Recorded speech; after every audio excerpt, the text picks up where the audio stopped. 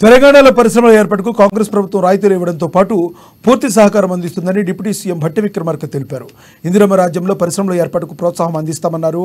Hitech సిటీలో జరిగిన CII Telangana state annual meeting 2023-24 conference కార్యక్రమానికి భట్టి ముఖ్య అతిథిగా హాజరయ్యారు. రాష్ట్రంలో ఇండస్ట్రీ పార్కుల ఏర్పాటుకు ప్రణాళికలను తయారు చేస్తున్నామన్నారు. మహిళా పారిశ్రామికవేత్తలకు తమ ప్రభుత్వం ప్రత్యేక ప్రోత్సాహం అందిస్తుందన్నారు. వ్యవసాయ అనుబంధ పరిశ్రమల ఏర్పాటుకు పారిశ్రామికవేత్తలు ముందుకు రావాలని పిలుపునిచ్చారు.